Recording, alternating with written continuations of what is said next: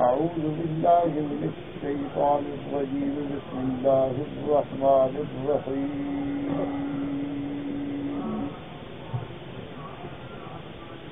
وكذلك أنزلناه قرآنا عربيا وصرفنا فيه من الوعيد لعلهم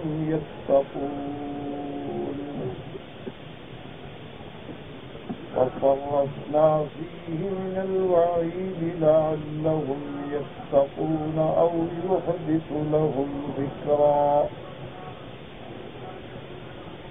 فتعالى الله الملك الحق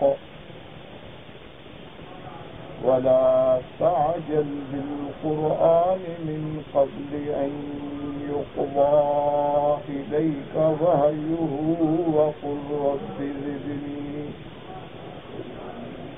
وقل رب زدني علما. اللہ تبارک و تعالی نے کلام مقدس کی ان آیات مبارکہ میں ارشاد فرمایا ہے قرآن پاک کی عظمت کے بارے میں. جیسا کہ ہم نے دروس سابقہ میں پڑھا ہے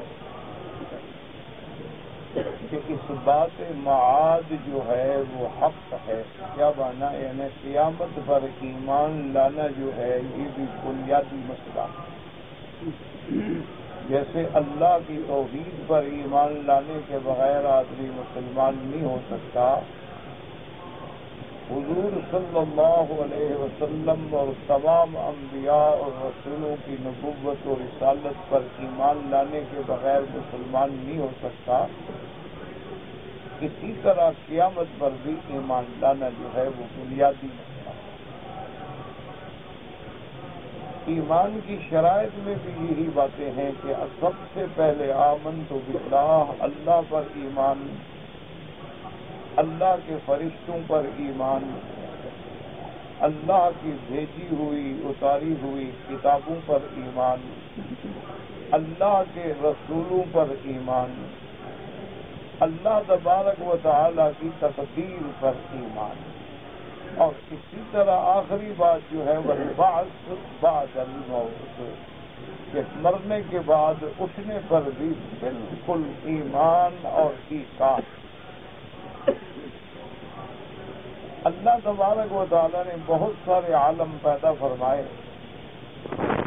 سب سے پہلا عالم جو ہے وہ عالم ارواح تھا، جس میں اللہ تبارک و تعالی نے ذریت آدم سے عہد لیا تھا الست بربکم قالوا بلی. یہ عالم ارواح. اسی طرح پھر ایک عالم دنیا ہے. عالم دنیا وہ ہے جس میں آپ اور ہم بیٹھے ہیں. عالم دنیا جو ہے گویا یہ دار الامتحان ہے، دار العمل ہے. اسی میں ہم نے جو کرنا ہے اس کا فیصلہ ہونا ہے. عالم دنیا کے بعد پھر عالم آخرت، اور ان کے درمیان کا جو زمانہ ہے اس کو عالم برزخ کہتے ہیں. برزخ کا معنی ہوتا ہے درمیان میں جو چیز حائل ہو، حاجز ہو. جیسے کہ اللہ تبارک و تعالی نے قرآن مقدس میں ارشاد فرمایا ہے کہ ہم دو دریاؤں کو ملاتے ہیں اور ان کے درمیان میں ایک حاجز رکھ دیتے ہیں، بینہما برزخ. وہ ایک دوسرے سے ملتے نہیں، حالانکہ اکٹھے چل رہے ہیں. تو عالم دنیا کے فوراً بعد عالم آخرت. لیکن یہ جو درمیانی مدت ہے کہ مثلاً ایک انسان آج مر گیا، مرنے کے بعد وہ اپنے اپنے قبروں میں دفن ہو گئے. اب جب اٹھیں گے وہ تو عالم آخرت ہوگا، اور دنیا سے وہ چلے گئے. لہذا دنیا اور آخرت کے درمیان جو عالم ہے اس کا نام عالم برزخ.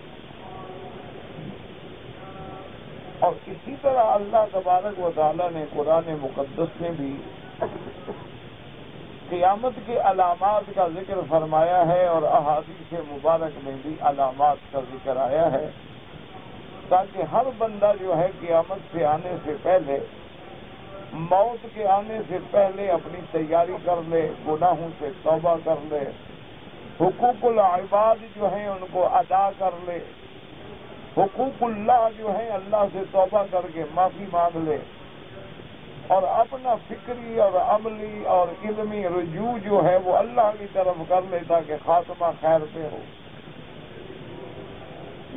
اسی لیے احادیث میں بھی، قرآن مقدس میں بھی قیامت کے علامات، بعض چھوٹے علامات ہیں اور بعض بڑے علامات۔ چھوٹی علامتیں جتنی احادیث مبارک میں مذکور ہیں وہ تقریباً گزر چکی ہیں۔ اب بڑی بڑی نشانیاں جو ہیں وہ باقی ہیں جو قیامت کے آنے سے پہلے ہوں گی۔ ان بڑی علامات میں خروج دابہ ہے کہ جبل صفا سے ایک جانور نکلے گا اور وہ بات کرے گا جیسے انسان بات کرتے ہیں۔ اسی طرح بڑی علامات میں سے خروج دجال ہے کہ دجال ظاہر ہوگا اور پوری دنیا میں فتنہ پھیلائے گا۔ صرف اللہ تبارک و تعالیٰ کی رحمت سے 2 مقامات ہیں، 2 بلد امین ہیں، 2 بقعات مبارکہ ہیں جہاں دجال داخل نہیں ہو سکے گا، ایک مکہ مکرمہ اور ایک مدینہ منورہ، اس میں دجال داخل نہیں۔ اللہ تبارک و تعالیٰ خصوصی ملائکہ کا پہرا لگا دیں گے، علی انقابها الملائکہ، اللہ کے فرشتے پہرا دیں گے۔ دجال داخل ہونے کی کوشش بھی کرے گا تو اس کو دھکیل دیا جائے گا، وہ داخل نہیں ہو سکتا۔ تو دجال کا ظاہر ہونا جو ہے یہ بھی بڑے علامات ہیں۔ اسی طرح یاجوج اور ماجوج جن کو ذوالقرنین نے صد کے ساتھ بند کر دیا تھا وہ بھی نکلیں گے، اور حضور صلی اللہ علیہ وسلم نے اپنی زندگی میں فرما دیا تھا کہ ویل للعرب من شر قد اقترب، کہ ہائے ہلاکت، عرب کا دور آنے والا ہے، وہ شر کا وقت آنے والا ہے کہ یاجوج ماجوج نے اس صد میں، اس دیوار میں فرمایا اتنا سوراخ کر لیا ہے، اور اسی طرح وہ روزانہ محنت کر رہے ہیں اور آخر نکل آئیں گے۔ وَهُم مِّن كُلِّ حَدَبٍ يَنْسُلُونَ، اور ان کی اتنی تعداد ہوگی، اتنی عدد ہوگا، اور ایسی اللہ کی مخلوق ہوگی کہ جہاں سے گزریں گے آبادیوں کو تلف کر ڈالیں گے، دریاؤں کے پانی پی کے دریاؤں کو بھی خشک کر دیں گے۔ تو یہ بھی علامات قیامت میں سے بڑی علامت۔ اسی طرح پھر ایک وقت آئے گا جب سیدنا عیسیٰ ابن مریم علیہ السلام کا آسمانوں سے نزول ہوگا، جو اس وقت آسمانوں پہ زندہ موجود ہیں، اور حضور صلی اللہ علیہ وسلم نے ان کے نزول کے بارے میں متواتر احادیث مبارکہ میں ارشاد فرما دیا ہے کہ وہ اتریں گے اور دمشق میں اتریں گے، اور ایک مسجد مبارک ہے وہاں اس مسجد کے مینار سے اتر کے پھر نیچے آئیں گے، اور عیسیٰ علیہ السلام کو آسمانوں میں بٹھانے کی اللہ کی کئی حکمتیں ہیں، لیکن بعض علماء کرام نے لکھا ہے کہ اصل میں سنت اللہ یہ ہے کہ ہر پیغمبر اپنے سے پہلے کی تصدیق کرتا ہے، یعنی اللہ کے نبی جب آئے، میرے آقا جب تشریف لائے تو تمام پیغمبروں کی تصدیق فرمائی کہ تمام انبیاء برحق، تمام منزلہ کتابوں کی تصدیق فرمائی۔ تو اب حضور صلی اللہ علیہ وسلم پہ اللہ نے نبوت کو ختم فرما دیا کہ آپ کے بعد نبی کوئی نہیں، لا نبی بعدہ ولا رسول بعدہ، آپ کے بعد نہ کوئی نبی آئے گا نہ رسول آئے گا۔ تو اب وہ سنت اللہ کیسے جاری رہتی؟ اس لیے اللہ نے عیسیٰ علیہ السلام کو آسمانوں پہ بٹھایا، کیونکہ عیسیٰ علیہ السلام بنو اسرائیل کے آخری پیغمبر ہیں، اور میرے آقا جو ہیں وہ تمام انبیاء کے آخر ہیں۔ کیونکہ نبوت جو ہے عیسیٰ علیہ السلام کے بعد پھر بنو اسرائیل میں نہیں رہی۔ بنو اسرائیل کا معنی ہوتا ہے اولاد یعقوب علیہ السلام۔ حضرت یعقوب علیہ السلام کا نام یعقوب بھی ہے اور اسرائیل بھی ہے، اسرائیل بھی آپ کا نام ہے۔ تو حضرت یعقوب علیہ السلام کی اولاد جو ہیں، اسی طرح سیدنا ابراہیم کی اولاد میں حضرت اسحاق ہے، حضرت اسحاق کی اولاد میں حضرت یعقوب ہے، حضرت یوسف ہے، پھر سارے انبیاء بنو اسرائیل۔ اور سیدنا ابراہیم کے دوسرے بیٹے سیدنا اسماعیل علیہ السلام میں اللہ نے ایک نبی بھیجا ہے، اور جو خاتم الانبیاء ہے، جو امام الانبیاء ہے، جو سید الاولین والآخرین ہیں، جو در یتیم ہیں، حضرت محمد رسول اللہ صلی اللہ علیہ وسلم۔ اور قرآن مقدس نے عیسیٰ ابن مریم علیہ السلام کے بارے میں یہ بھی ارشاد فرمایا ہے کہ عیسیٰ علیہ السلام نے جہاں اپنی امت کو دعوت ہدایت دی، وہیں اپنی امت کو بشارت بھی دی کہ میرے بعد ایک نبی آئے گا جس کا نام احمد ہوگا، یعنی محمد مصطفیٰ احمد مجتبیٰ۔ یاد رکھیں کہ حضور کا نام آسمانوں میں جو پہلا نام ہے وہ احمد ہے، ولادت کے بعد جو زمین پہ پہلا نام رکھا گیا وہ محمد ہے۔ حضور پاک کا نام احمد بھی ہے، محمد بھی ہے۔ معنی یہ ہوتا ہے سب سے زیادہ حمد کرنے والا، یا سب سے زیادہ جس کی ثنا بیان کی گئی، تو حضور کے یہ دونوں نام مبارک ہیں۔ اور آپ کا پہلا نام جو ہے آسمانوں میں وہ احمد ہے۔ اس لیے قرآن نے وضاحت کر دی کہ حضرت عیسیٰ ابن مریم نے فرمایا وَمُبَشِّرًا بِرَسُولٍ، میں تم لوگوں کو خوشخبری دیتا ہوں ایک رسول کی، یاتی من بعدی، جو میرے بعد آئے گا، اسمہ احمد، جس کا نام احمد ہوگا۔ اور اسی لیے میرے آقا کی حدیث مبارک میں آپ نے ارشاد فرمایا انا احمد و انا محمد، فرمایا احمد بھی میرا نام ہے اور محمد بھی میرا نام ہے۔ فرمایا وَأَنَا الْمَاهِي، اور ماہی بھی میرا نام ہے۔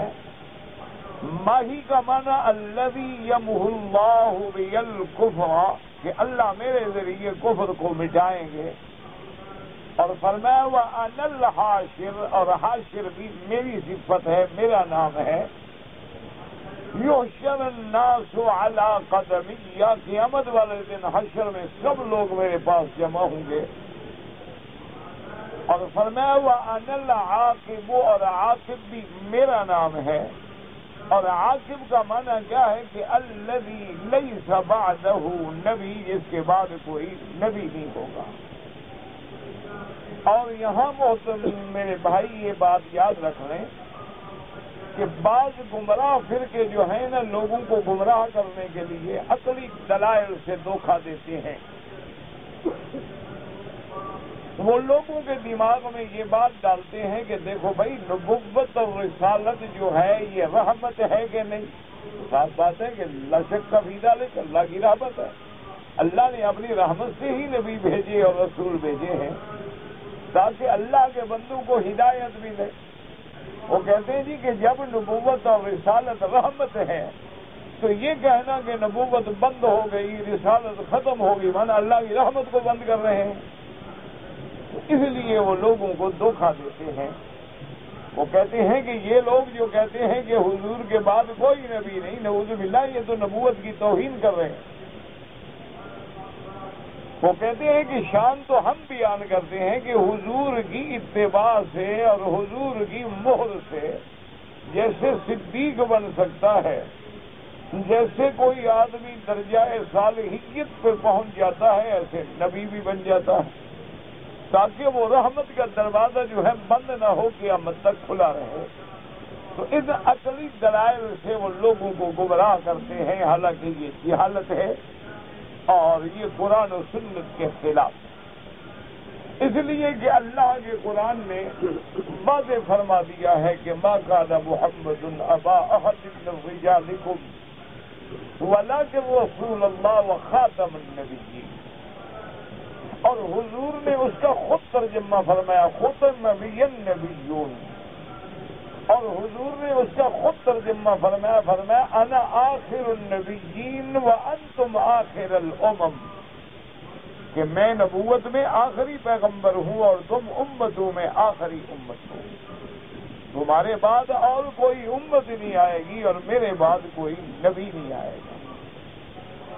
اور اسی طرح میرے محبوب نے خود ترجمہ فرما دیا کہ خاتم کا معنی جو ہے مہر کر کے کوئی تعویل نہ کر سکے، فرمایا انا خاتم النبیین لا نبی بعدی، کہ میں نبیوں کے ختم کرنے والا اور میرے بعد کوئی نبی نہیں ہوگا۔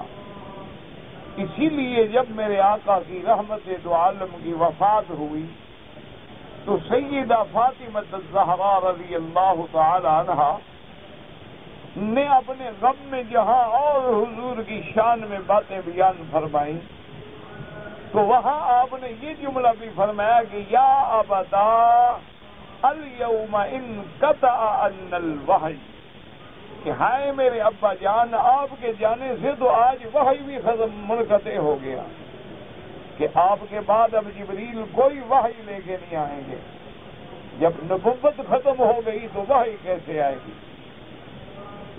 اور باقی یہ کہنا کہ یہ رحمت کا دروازہ بند کرتے ہیں یہ جاہلیت ہے، نبوت رحمت ہے، میرا مدنی پاک بھی سراپا رحمت ہے، اللہ نے آپ کا بھیجنا بھی رحمت ہے، وما ارسلناک الا رحمۃ للعالمین، اور اب یہی رحمت یہی نبوت یہی رسالت جو ہے وہ قیامت تک ہے، تو لہذا کوئی رحمت منقطع تو نہیں ہو رہی۔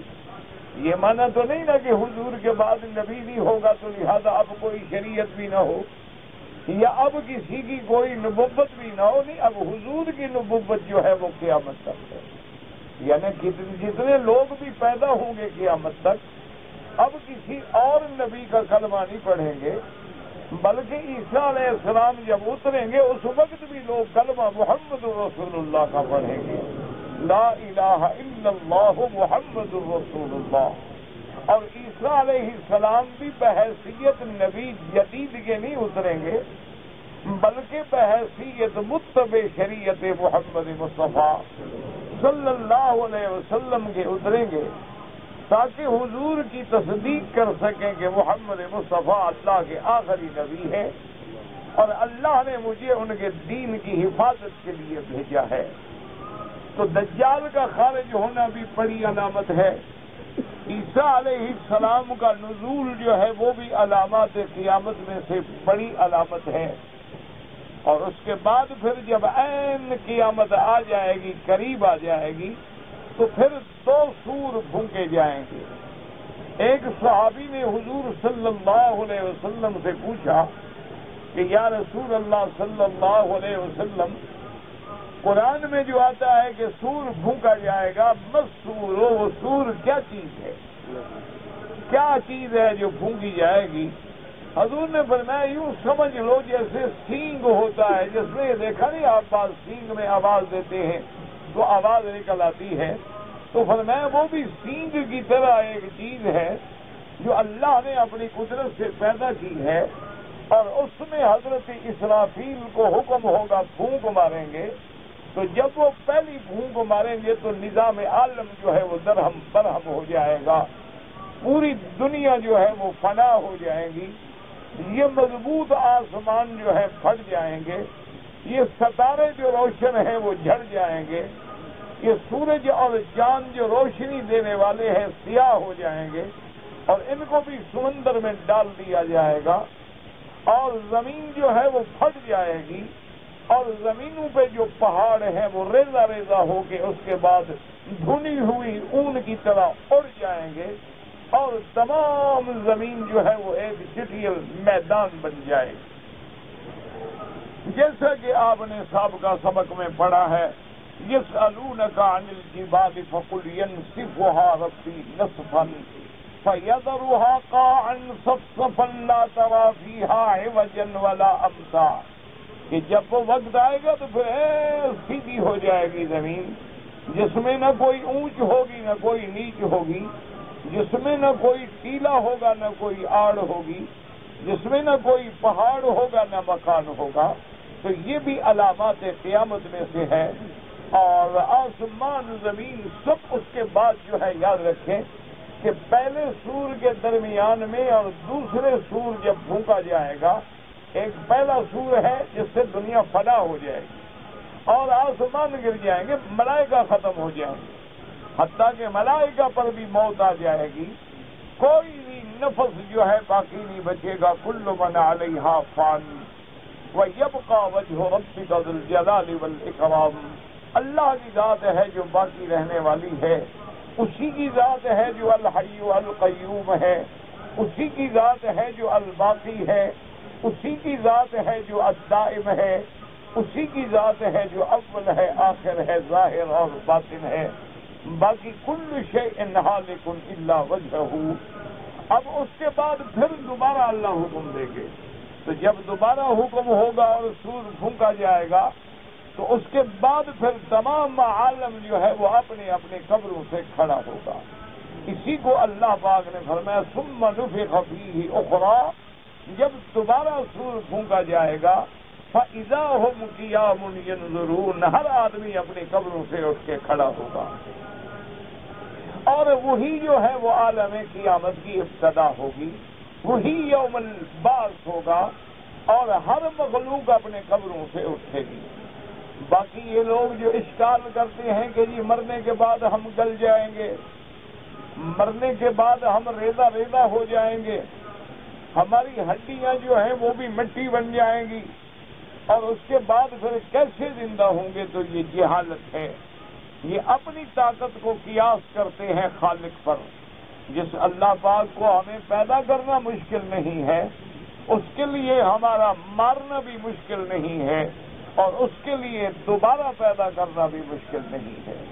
اسی لیے ایک حدیث مبارک میں آتا ہے کہ ایک کافر کسی قبرستان سے بوسیدہ سی ہڈی لے کے آیا اور میرے آقا کے سامنے لایا اور کہنے لگا کہ یا محمد صلی اللہ علیہ وسلم، کیا آپ یہ یقین فرماتے ہیں، یہ دیکھیں میں قبرستان سے لایا ہوں، یہ بوسیدہ ہڈی ہے کسی بندے کی، آپ فرماتے ہیں یہ ہڈی دوبارہ زندہ ہوگی؟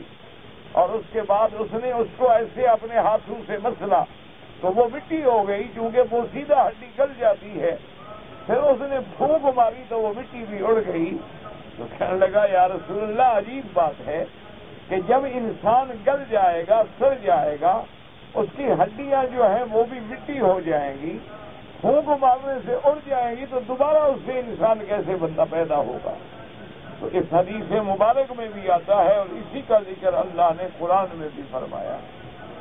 اللہ پاک نے ارشاد فرمایا کہ میرے محبوب آپ امت کو بتلائیں کہ اولم یر الانسان انا خلقناہ من نطفۃ فاذا هو خصیم مبین، کیا یہ بندہ نہیں دیکھتا، نہیں جانتا کہ ہم نے اس کو ایک پانی سے قطرے سے پیدا کیا ہے، اب جب ہم نے اس کو انسان بنا دیا ہے، اس کو بولنے کے لیے زبان دے دی ہے، اس کو سمجھنے کے لیے عقل دے دیا ہے، دیکھنے کے لیے آنکھیں دے دی ہیں، سننے کے لیے کان دے دیے ہیں، تو ابھی اپنے اللہ سے جھگڑتا ہے اور آگے مثالیں دیتا ہے آپ کے سامنے، ضرب لنا مثلا ونسی خلقہ، مثال دیتا ہے کہ یہ دیکھو جی ہڈی پرانی کیسے اٹھے گی۔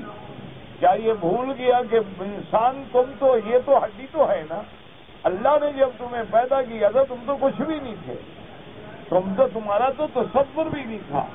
تو جس خدا نے تمہیں عدم سے وجود بخشا ہے، جس خدا نے تمہیں پانی سے انسان بنا دیا ہے، اللہ تبارک و تعالی نے ارشاد فرمایا کہ اب اس کو غور کرنا چاہیے کہ یہ کہتا ہے من یحیی العظام وہی رمیم، کون ہے جو ان بوسیدہ ہڈیوں کو دوبارہ زندہ کرے گا جب وہ گل جائیں گی؟ قل یحییھا الذی انشأھا اول مرۃ، میرے محبوب آپ ان لوگوں کو سمجھائیں کہ وہی ذات زندہ کرے گی جس نے ان کو پہلے پیدا کیا تھا، جو پانی سے ہڈی بنانے پہ قادر ہے، جو پانی سے تمہارے پٹھے اور اعصاب بنانے پہ قادر ہے، جو پانی کے قطرے سے تمہاری آنکھیں بنانے پہ قادر ہے، وہی خدا تمہیں اس مٹی سے پھر کھڑا کرے گے۔ اسی لیے فرمایا منہا خلقناکم وفیہا نعیدکم ومنہا نخرجکم تارۃ اخری، کہ اسی مٹی سے ہم نے تم کو پیدا کیا ہے، اسی مٹی میں ہم تمہیں دوبارہ لوٹائیں گے، اور اسی مٹی سے ہم تمہیں دوبارہ پھر اٹھائیں گے۔ تو یہ علامات قیامت ہیں۔ اور جب آدمی قیامت والے دن میدان محشر میں آ جائیں گے، اور اس دن تو پھر کسی کو انکار کی ضرورت ہی نہیں ہوگی، یوں ہی حکم ملے گا تو سب کھڑے ہو کے میدان محشر میں دوڑیں گے۔ تو وہاں جانے کے بعد جو ہے مخلوق اللہ کی دو حصوں میں تقسیم ہو جائے گی، ایک ہوں گے اصحاب الیمین ایمان والے، اور ایک ہوں گے اصحاب الشمال جو ہے وہ کفر والے۔ جن کی موت ایمان پہ آئے گی وہ اصحاب الیمین میں ہوں گے، اور جن کی موت کفر پہ آئے گی وہ اصحاب الشمال میں ہوں گے۔ اور یہ بھی یاد رکھ لو کہ جن کی موت کفر پہ آ گئی ان کے لیے تو دائمی جہنم ہے، فیصلہ ہو گیا۔ اللہ تبارک و تعالی نے ارشاد فرما دیا ہے، اور قرآن کی متعدد صورتوں میں اور آیات مبارک میں واضح فرما دیا کہ جس آدمی کی موت کفر پہ آئے گی وہی لوگ ہیں جو جہنمی ہیں اور ہمیشہ جہنم میں رہیں گے، وہ جہنم سے نہیں نکلیں گے۔ اور جو لوگ اصحاب الیمین ہیں اب ان کے لیے درجات ہوں گے، ان میں جو سب سے اعلیٰ درجہ ہے وہ میرے آقا حضرت محمد مصطفیٰ کا ہوگا۔ اسی طرح رسولوں کا درجہ، نبیوں کا درجہ، صدیقین کا درجہ، شہداء کا درجہ، صالحین کا درجے ہوں گے۔ اور یاد رکھیں کہ پھر حساب بھی ہوگا، جیسے قبروں سے کھڑا ہونا برحق ہے، حساب بھی برحق ہے، ایک ایک چیز کا حساب ہوگا۔ وَمَن يَعْمَلْ مِثْقَالَ ذَرَّةٍ خَيْرًا يَرَهُ وَمَن يَعْمَلْ مِثْقَالَ ذَرَّةٍ شَرًّا يَرَهُ، اگر تم نے تھوڑی سی بھی نیکی کی ہے وہ بھی تمہیں ملے گی، اور اگر برائی کی ہے وہ بھی ملے گی۔ اور ہر آدمی کے نامہ اعمال میں پوری تفصیل لکھی ہوگی، ذرہ ذرہ جو ہے وہ لکھا ہوگا۔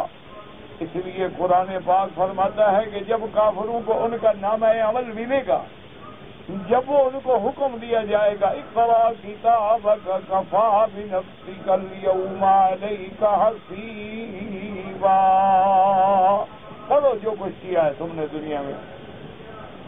اور جب وہ پڑھے گا کتاب، اپنے نامہ عمل کو پڑھے گا تو حیران ہو جائے گا کہ ما لہذا الکتاب لا یغادر صغیرۃ ولا کبیرۃ الا احصاها ووجدوا ما عملوا حاضرا ولا یظلم ربک احدا۔ اب جناب وہ پڑھے گا، کہے گا ہائے کیسا یہ ہمارا نامہ عمل ہے جس میں کوئی چھوٹا بڑا کوئی ایسا عمل نہیں جو میں نے کیا ہو اور لکھا ہوا نہ ہو۔ اللہ تبارک و تعالیٰ فرمائیں گے میرے بندے انصاف ہوگا، عدل ہوگا، کسی پہ ظلم نہیں ہوگا، کیونکہ اللہ تبارک و تعالیٰ کی ذات جو ہے وہ ظلم سے پاک ہے۔ تو یاد رکھیں کہ قبروں سے اٹھنا بھی برحق، میدان محشر میں آ کے پھر نامہ اعمال کا ملنا بھی برحق، لیکن مومنین کو نامہ اعمال داہنے ہاتھ میں ملے گا، اور کافروں کو نامہ اعمال جو ہے وہ بائیں ہاتھ میں ملے گا۔ تو اصحاب الیمین جو ہے وہ ایمان والے ہوں گے۔ اور اسی طرح یاد رکھیں پھر میزان بھی برحق، والوزن یومئذ الحق، کہ میزان بھی ہوگا۔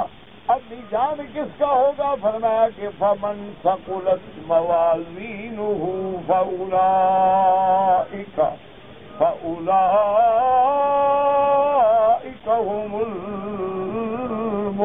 المفلحون، جن کی تولیں بھاری ہو جائیں گی، یعنی اعمال صالحہ ان کا باقاعدہ میزان ہوگا، وزن ہوگا، اور جن کے نام عمل صالح بھاری ہو گئے وہ کامیاب ہو گئے، اور جن کے عمل صالح کم پڑ گئے وہ خسارے میں آ گئے۔ اب اس کے بعد مسئلہ شفاعت ہے۔ یاد رکھو کہ مومنین جن کا خاتمہ اللہ نے اپنی رحمت سے ایمان پہ کیا ہے، اس لیے دعا کیا کریں اللہ تبارک و تعالی سے، اور اپنا محاسبہ کیا کریں اور کوشش کیا کریں وَلَا تَمُوتُنَّ إِلَّا وَأَنْتُمْ مُسْلِمُونَ۔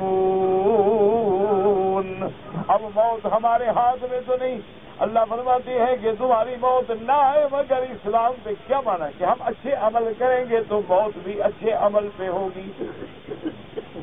اب دیکھیں نا، ایک آدمی مسجد میں بیٹھا ہے، نماز میں ہے، ذکر میں ہے، تلاوت قرآن میں ہے، درس میں ہے، تبلیغ میں ہے، تو موت بھی اسی چیزوں میں آئے گی نا۔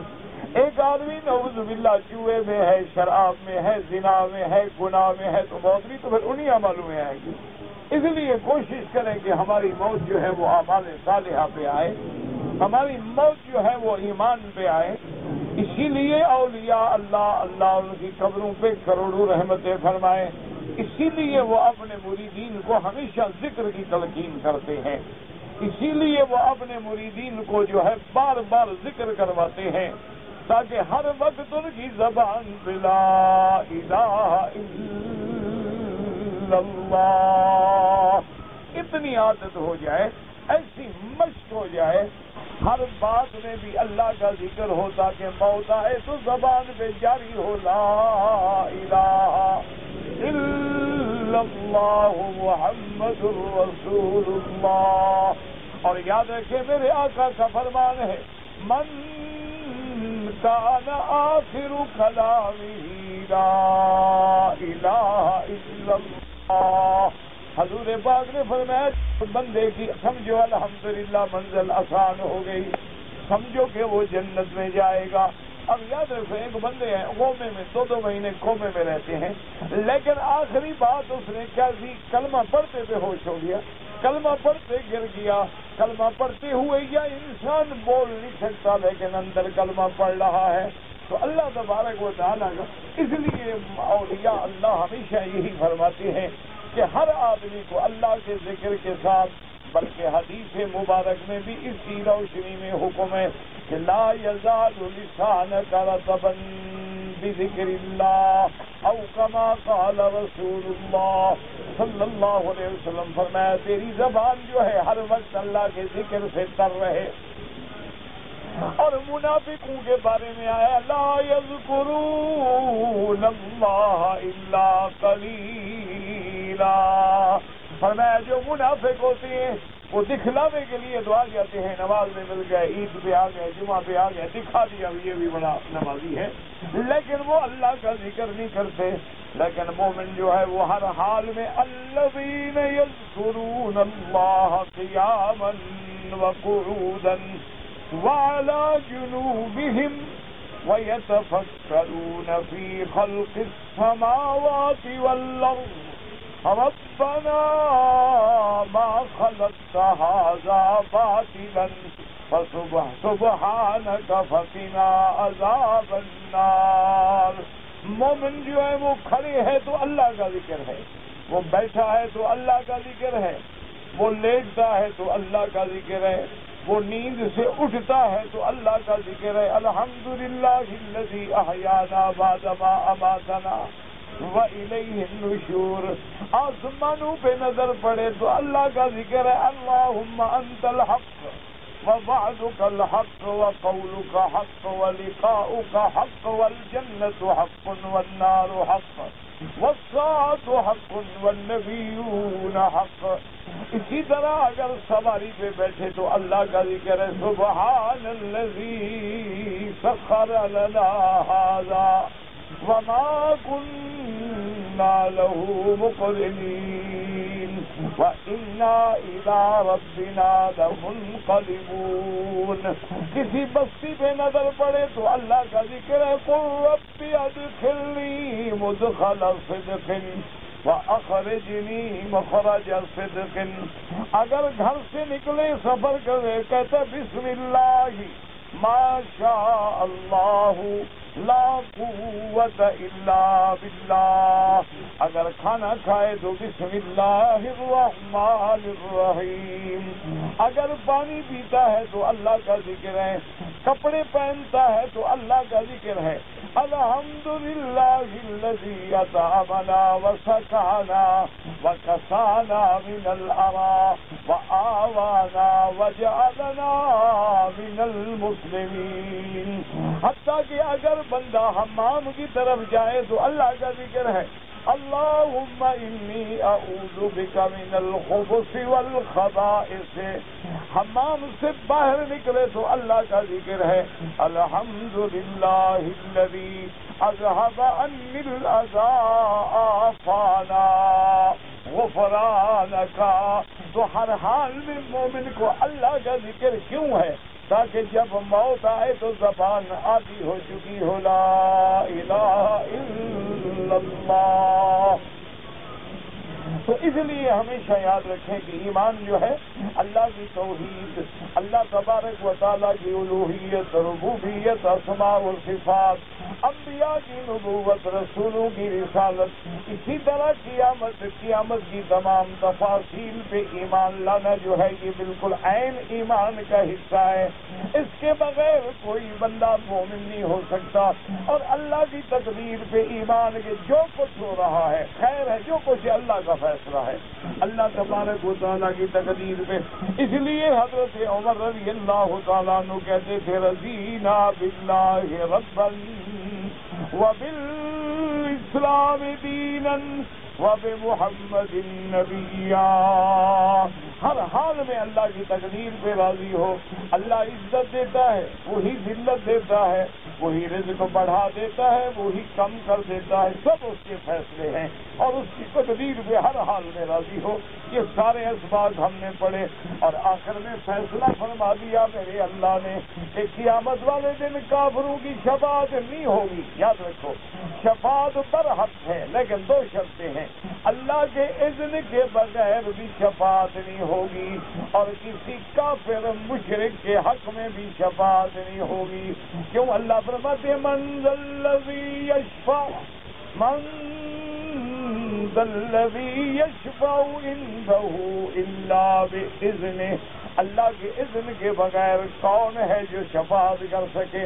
کسی جگہ فرمایا لا تنفع الشفاعۃ عنده الا لمن اذن له، تو یاد رکھ لو شفاعت برحق ہے لیکن اللہ کی اجازت سے ہوگی، شفاعت برحق ہے لیکن ایمان والوں کے حق میں ہوگی، کسی کافر مشرک کے لیے شفاعت نہیں ہوگی۔ یہ اپنے عقیدے کو صحیح کر لیں۔ اور سب سے زیادہ شفاعت جو ہے میرے محبوب حضرت محمد مصطفیٰ فرمائیں صلی اللہ علیہ وعلی آلہ وصحبہ وسلم تسلیما کثیرا۔ اور ساتھ اللہ نے یہ فرمایا کہ جو تم ایمان لاؤ گے، اچھا کافر ہے، کہتے ہیں جی کافر اچھے عمل کرتے ہیں، لیکن عمل تب مقبول ہوگا جب ایمان ہوگا، اگر ایمان نہ ہو تو عمل قیامت میں مقبول نہیں ہوگا۔ اللہ دنیا میں بدلہ دے دیتے ہیں، اللہ کافروں کو دنیا میں اولاد دیتے ہیں، دولت دیتے ہیں، صحت دیتے ہیں، تو ان کی خدمات کا صلہ ان کو دنیا میں مل رہا ہے۔ ما لہ فی الآخرۃ من خلاق، آخرت میں اس کا کوئی حصہ نہیں، کیونکہ اس کا ایمان ہی نہیں۔ جب آخرت پر اس کا ایمان ہی نہیں ہے تو پھر آخرت میں کیوں ملے؟ مومن تو دونوں چیزیں مانگتے ہیں۔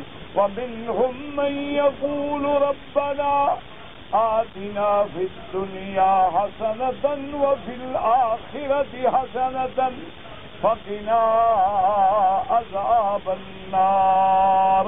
اور اللہ نے فرمایا جو لوگ ایمان لائے، عمل اچھے کیے، بالکل نظر نہ ان پہ ظلم ہوگا، نہ زیادتی ہوگی۔ کیا مانا؟ اس نے گناہ نہ کیا ہو لکھ دیا جائے یہ نہیں ہوگا، اس کو ثواب ملنا ہے 100 درجے 99 ملے یہ بھی نہیں ہوگا، انصاف ہوگا، اللہ کا فضل ہوگا، اللہ تبارک و تعالیٰ کی رحمت ہوگی۔ تو ان معاملات کے بعد، ان اسباب کے بعد آج کے سبق میں جو ہم نے آیتیں پڑھی ہیں، اللہ فرماتی ہیں وَكَذَلِكَ أَنزَلْنَاهُ قُرْآنًا عَرَبِيًّا وَصَرَّفْنَا فِيهِ مِنَ الْوَعِيدِ لَعَلَّهُمْ يَتَّقُونَ أَوْ يُحْدِثُ لَهُمْ ذِكْرًا۔ اللہ نے فرمایا میرے مدنی صلی اللہ علیہ وسلم، جب ہم نے معاد کا ذکر کیا ہے، جب ہم نے جزا کا ذکر کیا ہے، جب ہم نے قیامت کے احوال کا ذکر کیا ہے، تو اسی لیے ہم نے آپ کو ایسا قرآن عطا فرمایا جو قرآن اور خالص عربی زبان میں ہے، تاکہ لوگ پڑھیں، تاکہ لوگ سمجھیں اور پڑھیں۔ وَصَرَّفْنَا فِيهِ مِنَ الْوَعِيدِ، اور ہم نے اس میں پھیر پھیر کے بیان کی ہے وعید، ہم نے ان میں اپنا دل جو ہے کھول کھول کے بیان کیا۔ قوم عاد کے ساتھ کیا ہوا، قوم سمود کے ساتھ کیا ہوا، قوم فرعون کے ساتھ کیا ہوا، قوم لوط کے ساتھ کیا ہوا، قیامت میں کیا ہوگا، قیامت کی علامت کیا ہوگی، ہم نے پھیر پھیر کے بیان کر دیا۔ کیوں؟ لَعَلَّهُمْ يَتَّقُونَ، تاکہ لوگ اللہ سے ڈریں اور اللہ پہ ایمان لائیں اور اعمال صالحہ کریں۔ أَوْ يُحْدِثُ لَهُمْ ذِكْرًا، کیا معنی؟ اگر وہ پوری طرح مقام تقویٰ پہ نہ آ سکے تو ان کے لیے نصیحت پیدا کرے قرآن پڑھیں گے اور پڑھیں گے، پھر پڑھیں گے، پھر پڑھیں گے، ایسا ایسا ایسا ایسا ان کے اندر بھی اللہ کی یاد آئے گی اور انجام وہ ایمان لائے۔ اس لیے ہم نے قرآن بھیجا ہے۔ فَتَعَالَى اللَّهُ الْمَلِكُ الْحَقُّ، اللہ کی ذات بلند، اللہ کی ذات بلند و بالا ہے، ہر نقص سے پاک ہے، اس کا وعدہ حق ہے، اس کی وعید حق ہے، اس کے رسول حق ہے، اس کی جنت حق ہے، اس کی بنائی دوزخ حق ہے، اور اللہ نے جو کچھ بھیجے پیغمبر کتابیں تاکہ ڈرائیں اور لوگ ہدایت کی طرف آئیں۔ اس کے بعد اب ایک خاص ہدایت ہے جو میرے مدنی مصطفیٰ کے لیے فرمایا، وَلَا تَعْجَلْ بِالْقُرْآنِ مِنْ قَبْلِ أَنْ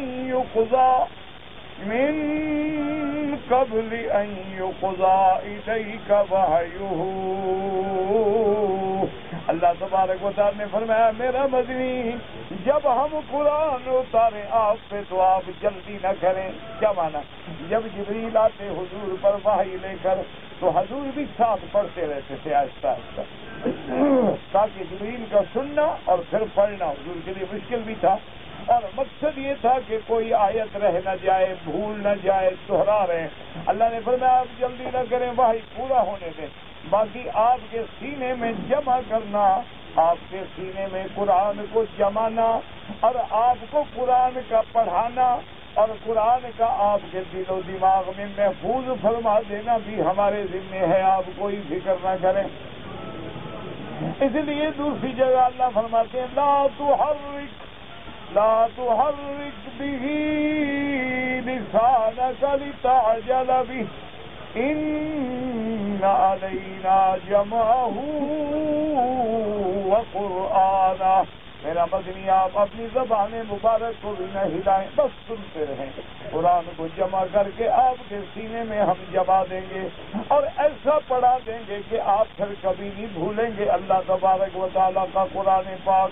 یہ ساری چیزیں اللہ نے فرمایا آپ کے ذمہ کیا ہے کہ دعا کیا کریں، جب وحی پوری ہو جائے، جب قرآن پڑھیں تو اللہ سے مانگیں وَقُلْ رَبِّ زِدْنِي عِلْمًا، کہ اللہ جو قرآن اتارا ہے، جو آئندہ اتاریں گے، اس کے سمجھنے کے لیے، اس کے فہم کے لیے، اس کے احکام کے لیے، اس کی گہرائی و گہرائی پر پہنچنے کے لیے میرے علم کو اور بڑھا دے۔ اس لیے علماء نے لکھا ہے کہ ہر طالب العلم کو ایسی دعائیں جو ہیں بار بار یاد رکھنی چاہیے۔ اور اسی طرح ایک حدیث مبارک ہے جس کو حضرت ابی ہریرہ رضی اللہ تعالی عنہ نے روایت کیا ہے کہ حضور دعا فرماتی تھی اللہم انفعنی بما علمتنی، اللہ مجھے اس سے نفع پہنچانا جو آپ نے مجھے علم دیا ہے. وَعَلِّمْنِي مَا يَنفَعُنِي، اور اللہ مجھے وہ علم عطا فرما جو میرے لیے نفع کا ذریعہ ہو. وہ علم کیا فائدہ جو وبال کا ذریعہ ہو، وہ علم کیا فائدہ جو ہلاکت کا ذریعہ ہو. علم تو دنیا میں بہت ہے نا، جادو بھی علم ہے، اسی طرح اور دنیا میں دیکھیں موسیقی بھی علم ہے، گناہوں کے علم جفر بھی علم ہے، نجوم بھی علم ہے، سحر بھی علم ہے، لیکن وہ وبال کا ذریعہ. اللہ ہمیں وہ علم دے جو نفع پہنچائے. وَزِدْنِي عِلْمًا وَالْحَمْدُ لِلَّهِ عَلَى كُلِّ حَالٍ. تو ہر حال میں اللہ سے دعا مانگا کریں کہ اللہ تبارک و تعالی ہمیں، آپ کو، ہماری اولادوں کو، نسلوں کو، سب کو اللہ قرآن و سنت کا صحیح علم عطا فرمائے. اور ہر مسلمان کا خاتمہ جب ہو تو زبان پہ آخری جو کلمہ جاری ہو وہ ہو لا الہ الا اللہ محمد الرسول اللہ.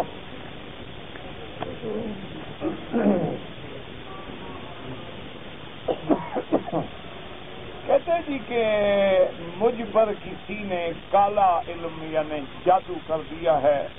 میرا بھائی مجھے تو ان چیزوں کا علم نہیں ہے. بہرحال علماء نے یہ لکھا ہے کہ سورۃ البقرہ جو ہے نا قرآن میں، سورۃ البقرہ گھر میں اپنے گھر والوں سے، بچوں سے، بچیوں سے کہیں کہ گھر میں ہر وقت تلاوت کریں. اور سورۃ البقرہ کا کیسٹ لے کر بھی آپ ریکارڈ میں لگا دیں، وہ بھی ہر وقت گھر میں چلتا رہے.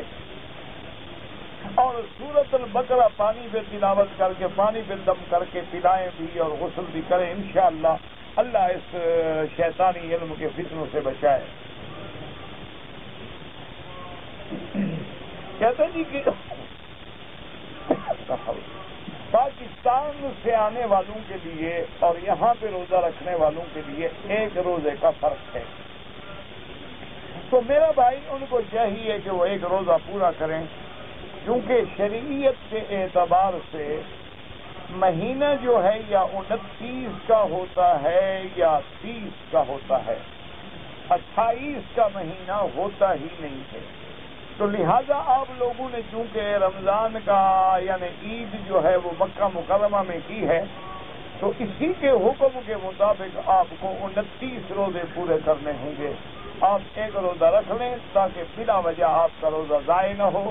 اور یہ رمضان کا روزہ ہے اور فرض ہے اور اس کی قضا جو ہے وہ ضروری ہے.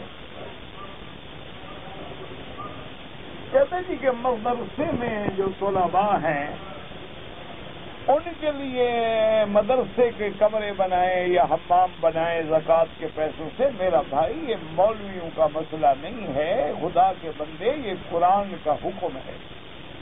اللہ نے زکوٰۃ کا مصرف جو ہے قرآن میں معین کر دیا. انما الصدقات للفقراء والمساکین، کہ فقیر، مسکین، عامل زکوٰۃ اور وہ لوگ جو اسلام میں نئے نئے آئے، مؤلفۃ القلوب، ان لوگوں کے لیے زکوٰۃ ہے. اور وہ زکوٰۃ بھی ان کو دے کے ملک میں دے، مالک بنائے، تب جا کے زکوٰۃ ادا ہوگی. زکوٰۃ جو ہے نہ مدرسے کی تعمیر پہ لگ سکتی ہے، نہ طلباء کے رہائش بنانے پہ لگ سکتی ہے. طلباء کو آپ وظیفہ دے سکتے ہیں. طلباء اگر غریب ہیں تو آپ ان کو زکوٰۃ دے دیں. اب طلباء اپنے پیسوں کو جمع کر کے اپنے لیے کمرہ بنائیں، وہ ان کی مرضی ہے، لیکن ہم ان کو نہیں پابند کر سکتے کہ زکوٰۃ کے پیسے سے تعمیر کریں. زکوٰۃ کا پیسہ خالص 8 جگہوں پہ خرچ ہوتا ہے.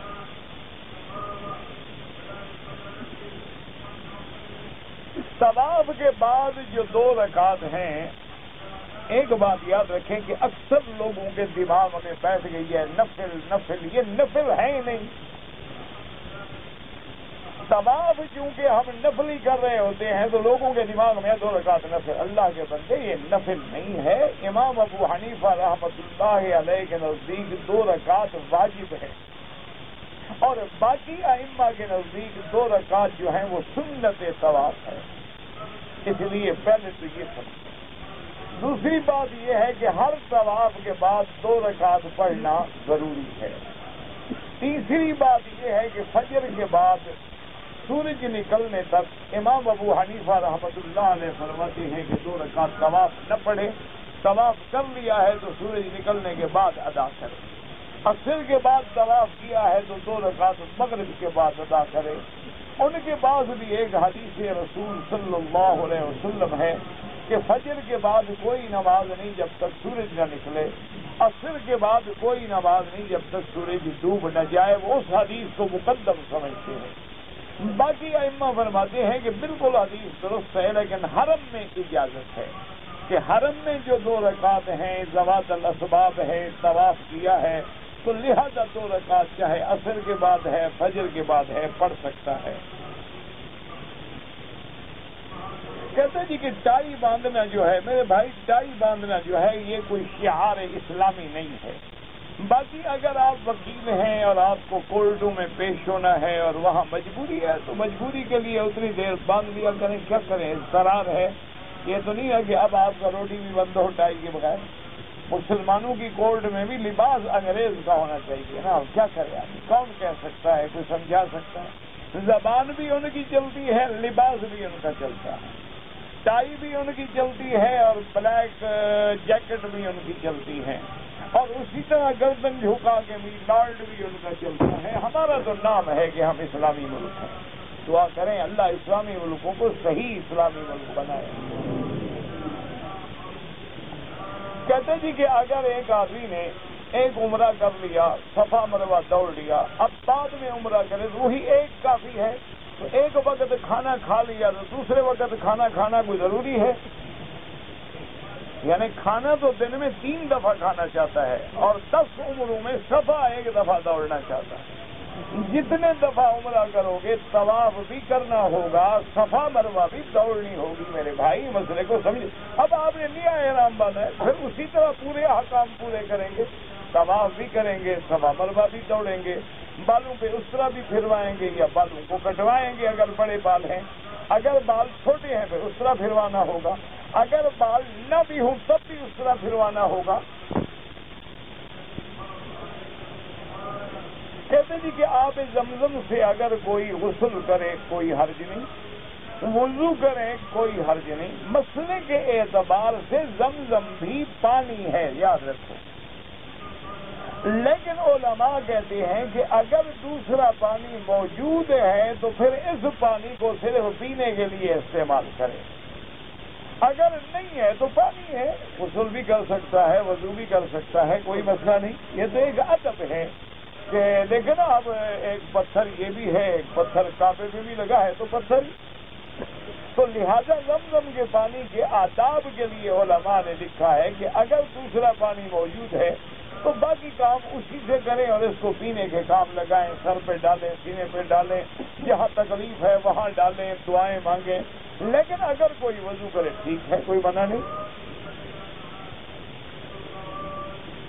मुझे कोई गुमशुदा रकम मिली है, अगर मालिक का एड्रेस है, उन्वान है तो पहुंचाओ। अगर एड्रेस उन्वान नहीं है तो उस रकम को अल्लाह के रास्ते में मुस्तहिकीन में खैरात कर दो, ताकि अल्लाह तुम्हें भी अजर देगा और जिसकी रकम है अल्लाह उसको भी अजर देंगे।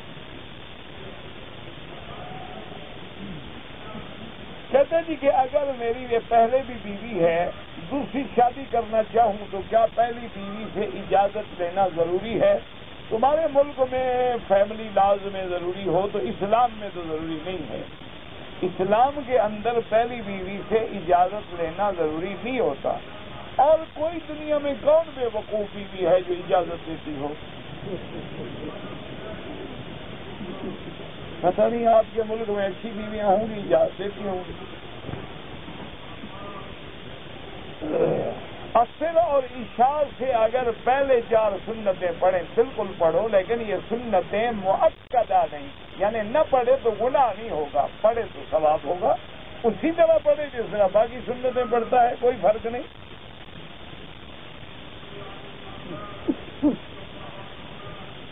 कहते जी कि पाकिस्तान में ईद की नमाज में 6 तकबीरें होती हैं और यहाँ 12 होती हैं। दोनों हदीस में साबित हैं, कोई झगड़ा नहीं, कोई लड़ाई नहीं।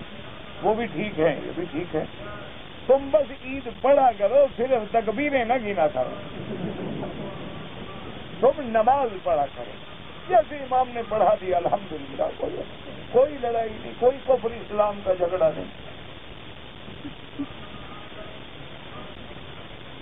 جس آدمی نے شوال میں عمرہ کیا ہے اس پہ حج فرض ہے؟ بالکل نہیں۔ آپ اپنے ملک جائیں، آپ کو قانون رہنے کی اجازت نہیں دیتا تو فرض کیسے ہو گیا؟ عمرے پہ آئے ہیں ان کو بھی جاتے ہوئے طواف الوداع کرنا چاہیے، بالکل افضل ہے، واجب نہیں، یعنی اگر نہ کریں تو دم تو نہیں پڑے گا، لیکن بہتر ہے کہ طواف الوداع کریں، کیا پتا پھر زندہ ہوں گے تو کعبہ نصیب ہوگا نا۔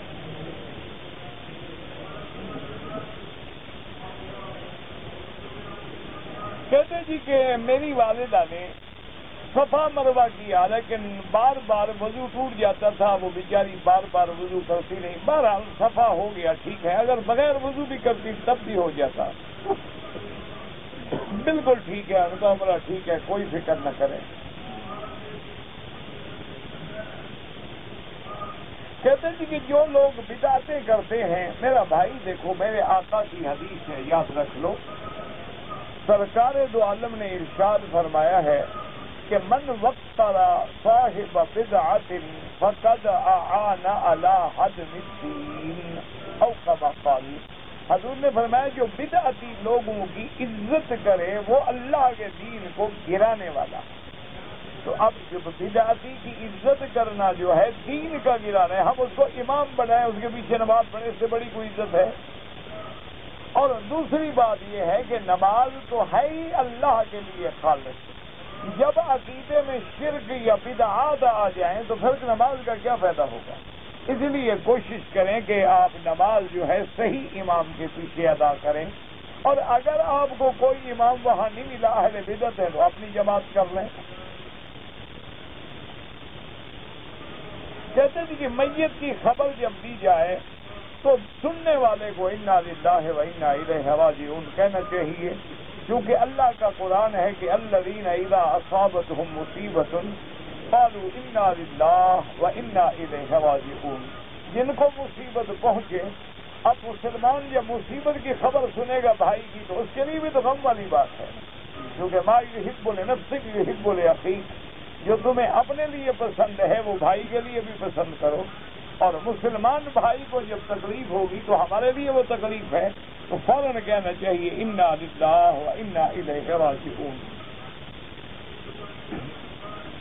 کہتے جی کہ حرم کے اندر جو عورتیں ہیں اگر وہاں مرد آتے جاتے ہوں تو پردے سے نماز پڑھ سکتی ہیں، ہاں پڑھ سکتی ہیں، کوئی بات نہیں، لیکن اگر نماز کی حالت میں چہرہ کھلا ہو تو کوئی گناہ نہیں ہوگا، لیکن کوشش کریں کہ عورتیں عورتوں میں نماز پڑھیں، مردوں کے آگے پیچھے نہ کھڑی ہوں۔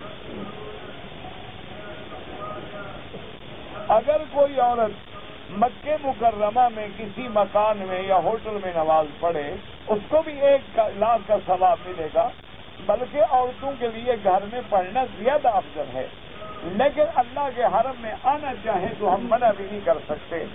لا تمنعوا اماء اللہ عن بیوت اللہ، اللہ کی بندیوں کو اللہ کے گھروں سے روکا بھی نہ کرو، لیکن وہ آئیں تو حیا سے، شرم سے، پردے سے، عزت سے، وقار سے۔ اسی طرح انشاءاللہ سنت پڑھیں، نفل پڑھیں، سب کا اللہ 1,00,000، اللہ کے ہاں کمی ہے بلا لاکھ دینے میں؟ دیا ہے نا کہ احناف کے نزدیک جب امام پڑھ رہا ہو تو مقتدی خاموش رہے، رکن یمانی پر موقع ملے تو دایاں صرف ایک ہاتھ لگائیں، نہ ملے تو نہ لگائیں، چومنے کی اجازت نہیں ہے۔ غلاف کعبہ کو بھی چاروں طرف سے پکڑنا یا چومنا منع ہے، خوشبو لگانا جائز ہے۔ خدام الحجاج ہیں، 4 مہینے کی ڈیوٹی پہ آئے ہیں، رمضان میں آ گئے یا رمضان سے بھی پہلے آ گئے ہیں، اب ان کا حج جو ہے وہ حج افراد ہوگا، حج مفرد ہوگا، یعنی صرف حج کی نیت کریں گے اور کنکری مار کے سر مڈا کے احرام کھول دیں گے، ان پہ حج کی بکری بھی واجب نہیں ہے۔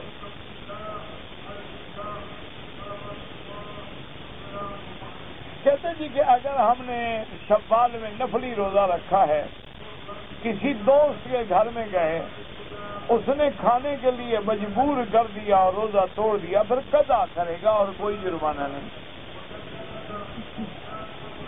اگر کسی نے کہا عمرے کا بدل تو ہو سکتا ہے،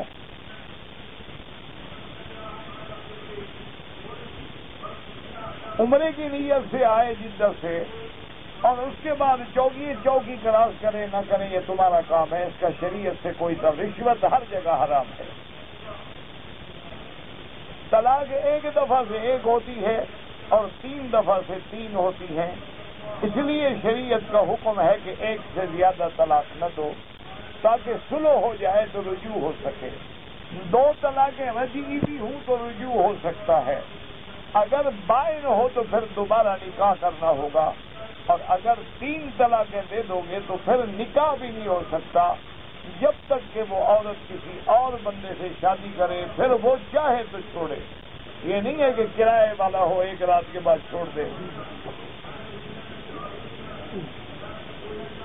کہتے جی کہ احادیث میں تراویح جو ہے 20 رکعت، بالکل 20 رکعت بھی ثابت ہے، اور اسی پہ بلکہ حرمین الشریفین میں اس سے زیادہ تو پڑھی گئی ہے، اس سے کم کبھی نہیں پڑھی گئی پوری زندگی میں، یعنی ابتدائے دور نبوی سے لے کر آج تک۔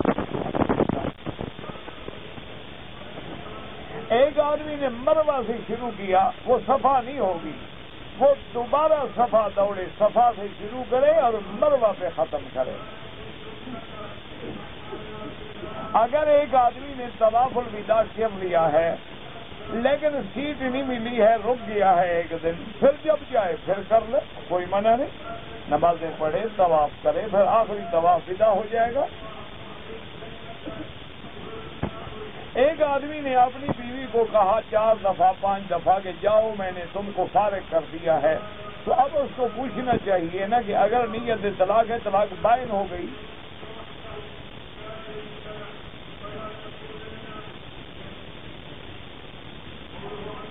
کہتے جی کہ میں نے مدینہ منورہ سے مجھے بخار تھا، لیکن میں نے احرام باندھ لیا، نیت کر لی، مکہ مکرمہ میں آیا تو بخار زیادہ ہو گیا، میں نے احرام کھول دیا، اب جب اللہ تجھے تندرست کر دے انشاءاللہ تو عمرہ بھی قضا کرو اور ایک بکری دم بھی ادا کرو۔